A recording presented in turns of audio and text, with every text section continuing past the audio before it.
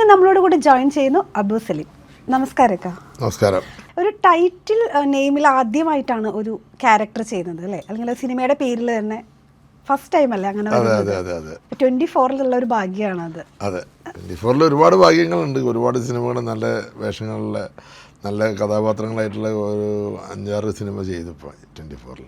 നല്ല ലക്കി ആയിട്ടുള്ള, എനിക്ക് മലയാള സിനിമയ്ക്ക് തന്നെ ലക്കി ആയിട്ടുള്ള ഒരു ഇയർ ആയിരുന്നു. അതെ അതെ അതെ അതെ അതെ മലയാള സിനിമ നല്ല നല്ല സിനിമകൾ, എല്ലാം നല്ല വിജയവും എല്ലാവരും നല്ല പെർഫോമൻസും കാഴ്ചവെച്ചിട്ടുള്ള സിനിമകളാണ് വന്നുകൊണ്ടിരിക്കുന്നത്. ആ കൂട്ടത്തിൽ എനിക്കും കിട്ടിയതിൽ വലിയ സന്തോഷമുണ്ട്. പ്രത്യേകിച്ച് ഗാങ്സ് ഓഫ് സുകുമാരക്കുറുപ്പ് ആ ടൈറ്റിൽ റോൾ കിട്ടിയത് വളരെ സന്തോഷമുണ്ട്. എനിക്ക് തോന്നുന്നു കുറേ വർഷങ്ങളായിട്ട് ആ ഒരു വില്ലൻ കഥാപാത്രങ്ങളിൽ നിന്ന് ചുവട് മാറ്റി ഇപ്പോൾ ഇതിലേക്ക് വന്നു, അത് ക്യാരക്ടർ റോൾസിലേക്ക് വന്നു. കോമഡി എന്ന് മാത്രം പറയാൻ പറ്റില്ല, കുറേ ക്യാരക്ടർ റോൾസിലേക്കാണ് വന്നേക്കുന്നത്. അപ്പോൾ ഞാൻ ജസ്റ്റ് ഇങ്ങനെ ഒരു കമൻറ്റ് നോക്കിയപ്പോൾ കണ്ടേക്കാം, അപ്പോൾ നമ്മുടെ ഭീമൻ രഘുചേട്ടൻ ഇതുപോലെ ആയിരുന്നല്ലോ, ഒരു ടൈം കഴിഞ്ഞപ്പോൾ അദ്ദേഹം അതിലേക്ക് മാറിയിട്ടുണ്ടായിരുന്നു.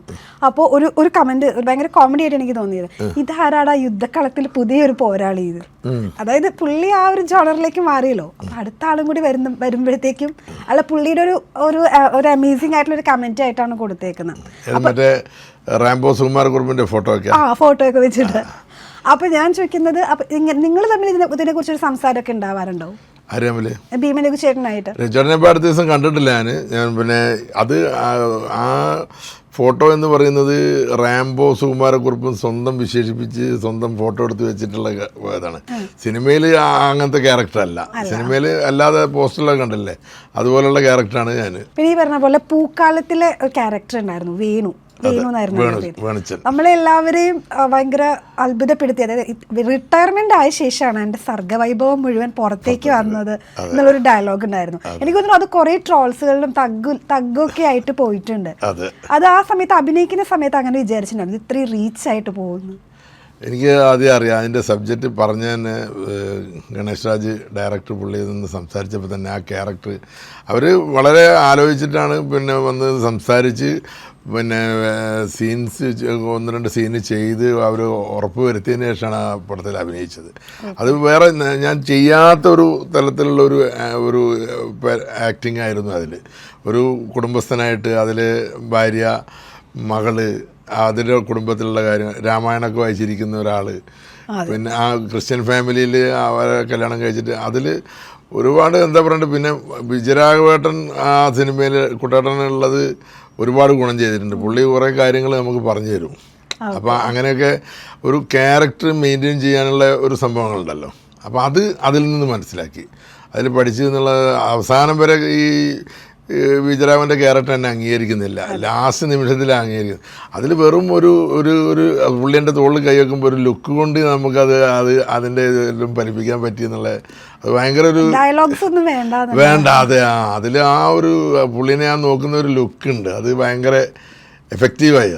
അത് ചില സമയത്ത് സംഭവിക്കുന്നതാണ്. അപ്പോൾ ഓരോന്ന് അങ്ങനത്തെ വേഷങ്ങൾ കിട്ടിയാലാണ് നമുക്ക് ചെയ്ത് ഫലിപ്പിക്കാൻ പറ്റുള്ളൂ. അപ്പോൾ അതിൻ്റെ ഫലമായിട്ടാണ് ഇപ്പം അത് ഭീഷ്മപർവ്വം എന്നുള്ള സിനിമ ചെയ്തതിന് ശേഷമാണ് അവർ അതിനെപ്പറ്റി ആലോചിച്ചത്, അങ്ങനത്തെ ഒരു ക്യാരക്ടർ ചെയ്യിക്കാൻ പറ്റുമല്ലോ എന്നുള്ളത്.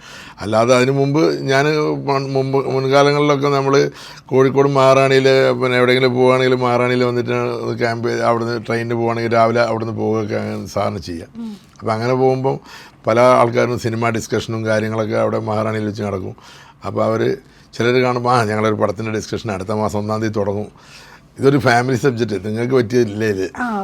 അപ്പം തന്നെ വിധി എഴുതി. കാരണം നമുക്ക് ഫാമിലി ഒന്നുമില്ല, നമ്മൾ ഫാമിലി റോൾ ചെയ്യാൻ പറ്റൂല എന്നുള്ളത് അവർ വില്ലൻ കഥാപാത്രങ്ങൾ അപ്പം അങ്ങനെ ഇതിൽ ആക്ഷനൊന്നുമില്ല, അങ്ങനെ ഒരുപാട് പറഞ്ഞിട്ടുണ്ട്.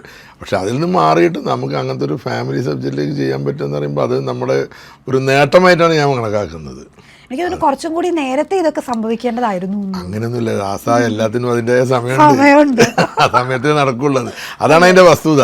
അത് അല്ലാതെ നമ്മൾ വിചാരിച്ചുകൊണ്ട് നടക്കുന്നത്. പക്ഷെ നമ്മൾ ശ്രമിക്കണം, നമ്മൾ പരിശ്രമിച്ചു കഴിഞ്ഞാൽ മാത്രമേ വരുള്ളൂ. ഒരുപാട് എന്താ പറയേണ്ടത്, പിന്നെ മാനസികമായിട്ടുള്ള വിഷമങ്ങൾ നമുക്ക് അങ്ങനത്തെ കിട്ടാത്തതും അല്ലെങ്കിൽ അങ്ങനത്തെ റോളുകൾ അത് ചിലപ്പോൾ കൂടെയുള്ള ആൾക്കാരോ അല്ലെങ്കിൽ പിന്നെ സമൂഹത്തിൽ നിന്നൊക്കെ തന്നെ അങ്ങനത്തെ റോളുകൾ മാത്രം ചെയ്യുമ്പം അതിനുള്ള ഒരു പറച്ചിലുണ്ടാവും. അതിൽ നിന്ന് ഒരു ക്യാരക്ടർ റോളൊക്കെ കിട്ടുമ്പോൾ അത് വലുതോ ചെറുതോന്നല്ല, ചെറുതാണെങ്കിലും ഒരു എന്തെങ്കിലും നമുക്ക് ചെയ്യാനും അങ്ങനെയുള്ള ഇത് കിട്ടുമ്പോൾ ചെയ്യാൻ പറ്റിയാൽ അത് വലിയ നേട്ടം തന്നെയാണത്. അത് നമ്മുടെ ഒരു അഭിനേതാവ് എന്നുള്ള നിലക്ക് അത് നമ്മുടെ ജീവിതത്തിലെ ഏറ്റവും വലിയ അച്ചീവ്മെൻ്റാണത്. അത് ഷോട്ട് ചെയ്തിട്ട് ഇപ്പോൾ നമ്മൾ തിയേറ്ററിലൊക്കെ വരുന്നതിന് മുമ്പ് തന്നെ ഷോട്ട് ചെയ്ത് പിന്നെ ഇപ്പം മോണിറ്ററിൽ കാണുന്നതാണല്ലോ, ഡയറക്ടേഴ്സ് ആയാലും കൂട്ടും നന്നായിട്ടുണ്ടെന്നൊക്കെ പറഞ്ഞ് ചിലപ്പോൾ ചില സീനിലൊക്കെ കൈയടിക്കുകയാണ്. അതൊക്കെ ഭയങ്കര നമുക്ക് അത് വലിയൊരു അവാർഡ് മാതിരി തന്നെയാണത്. അതുമല്ല ഒരു കൂടുതൽ കോൺഫിഡൻസും ആവും, നമുക്ക് എന്തും ചെയ്യാന്നുള്ള ഒരു ഇത് കിട്ടും. ഓക്കെ, എനിക്കറിയാം ഇക്ക ഭയങ്കര ഹെൽത്ത് കോൺഷ്യസ് ആയിട്ടുള്ള ആളാണ്, അല്ലെങ്കിൽ ഹെൽത്ത് മെയിൻറ്റെയിൻ ചെയ്യാൻ നോക്കുന്ന, അതിൽ കുറച്ച് പ്രാധാന്യം കൊടുക്കുന്ന ഒരാളാണ്. അപ്പോൾ അത് ഈ ഒരു പോലീസ് ഓഫീസർ ആയതുകൊണ്ട് കൂടിയാണോ അത് കുറച്ചുകൂടി ഒരു കാര്യമായിട്ട് എടുത്തത്? അല്ലല്ല, ഞാൻ ചെറുപ്പം മുതൽ എനിക്ക് 3 ആഗ്രഹങ്ങളുള്ളത്. 1 ബോഡി ബിൽഡർ ആകുക, 2 പോലീസ് ആവണം, 3 സിനിമയിൽ അഭിനയിക്കണം. അപ്പോൾ 3 ആഗ്രഹങ്ങൾ ഫുൾഫിൽ ചെയ്ത ഒരു വ്യക്തിയാണ് അല്ലേ? അതെ, അതുകൊണ്ട് സംതൃപ്തനാണ് ഞാനത് പറഞ്ഞില്ലേ, ചെറിയ വേഷമാണെങ്കിലും എനിക്ക് കിട്ടിക്കഴിഞ്ഞാൽ ഒന്നും ആവാൻ പറ്റാത്ത വയനാട് ജില്ലയിൽ നിന്നാണ് ഞാൻ ആദ്യമായിട്ട് സിനിമയിൽ അഭിനയിക്കുന്നത്. അവിടെ ഷൂട്ടിംഗ് വന്ന് കാണാൻ പോയ സ്ഥലത്ത് നിന്ന് ചാൻസ് കിട്ടി, അതിൽ അഭിനയിച്ചു. അപ്പം അത് ഒരു നിമിത്തമായിരുന്നു. അപ്പോൾ നമ്മുടെ ആഗ്രഹങ്ങളെ നമ്മൾ ഒരു ആഗ്രഹങ്ങൾ അത് മനസ്സിൽ ഉറച്ച് വിശ്വസിച്ച് കഴിഞ്ഞ് കഴിഞ്ഞാൽ അതൊക്കെ നടക്കും. അതിനുവേണ്ടി നമ്മൾ പ്രയത്നിക്കും വേണം. അത് കുറച്ച് വൈകിട്ടാണെങ്കിലും സംഭവിക്കും. നമ്മൾ എത്രമാത്രം ആഗ്രഹിച്ചിട്ടുണ്ടെങ്കിൽ ആ കാര്യങ്ങൾ അതിന്റെ വഴിക്ക് വരും എന്നുള്ളതാണ്. അത് നല്ലതായാലും ചീത്തയായാലും.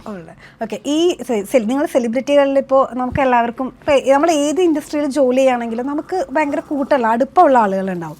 അപ്പോൾ ഇക്കയുടെ ഭയങ്കര അടുപ്പമുള്ള ഒരാളായിട്ട് ഇപ്പോൾ എല്ലാവരും പറയുന്നത് മമ്മൂക്കയാണ്. അപ്പോൾ നിങ്ങൾ തമ്മിലുള്ള ഒരു സൗഹൃദം അത് ഒരുപാട് 91 നമ്മൾ ജോണി വാക്കർ ഷൂട്ട് നടക്കുന്നത്, അന്ന് മുതലുള്ള ബന്ധമാണ്. അതിനു മുമ്പ് നമുക്കങ്ങനെ കാണാറുണ്ട്. ഒരുമിച്ച് അഭിനയിക്കുന്നത് ജോണി വാക്കറിലാണ് ഫസ്റ്റ് മീറ്റ് ചെയ്യുന്നത്. അത് എന്താ പറയേണ്ടത്, ഒരു മറക്കാൻ പറ്റാത്തൊരു നിമിഷം തന്നെയാണത്. അന്ന് മുതലുണ്ടായ ആ സൗഹൃദം അത് വലുതാവല്ലാതെ കുറഞ്ഞിട്ടില്ല. പക്ഷെ അതിൽ വേറൊരു രസം എന്ന് പറഞ്ഞാൽ ഇന്ന് മമ്മൂക്ക ഷോട്ടിലുണ്ട് എന്ന് പറഞ്ഞ് നമ്മൾ കാണാം. ജോണി വാക്കറിൽ ഒരുപാട് ചെറുപ്പക്കാർ പിള്ളേരൊക്കെ ഉള്ള കാലഘട്ടം സിനിമയായിരുന്നു അത്. അപ്പോൾ അതിൽ പിന്നെ വൈകുന്നേരം ആയി കഴിഞ്ഞാൽ ഇവർ ആശ്രയ എന്ന് പറഞ്ഞ ഹോട്ടലുണ്ട് ബാംഗ്ലൂർ. അവിടെ എല്ലാവരും കൂടി പാട്ട്, ഡാൻസ്, അങ്ങനെയൊക്കെ പരിപാടികളൊക്കെ ആയിട്ട് കലാപരിപാടികളും എല്ലാവരും അങ്ങനെ എൻജോയ് ചെയ്യുന്ന ഇതായിരുന്നു.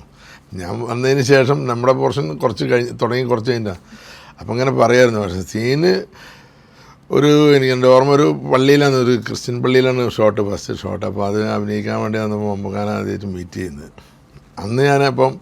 അന്ന് മിസ്റ്റർ ഇന്ത്യ 2ാമത്തെ പ്രാവശ്യം ഞാൻ ട്രെയിനിങ് വർക്കൗട്ട് ചെയ്ത് പ്രിപ്പയർ ചെയ്ത് നിൽക്കുന്ന സമയമാണ്.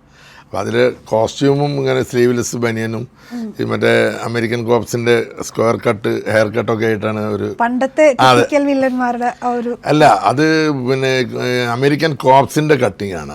അപ്പോൾ അത് ആ സ്റ്റൈലിൽ പങ്ക് സ്റ്റൈല്. നമ്മുടെ കൂട്ടത്തിൽ എൻ്റെ ഒരു കരാട്ടെ മാസ്റ്റർ ഉണ്ടായിരുന്നു, അതിൽ ഫാറൂഖ് സെൻസ് ചെയ്യുന്നുണ്ട്. പുള്ളി അതിൽ അഭിനയിച്ചിട്ടുണ്ട്.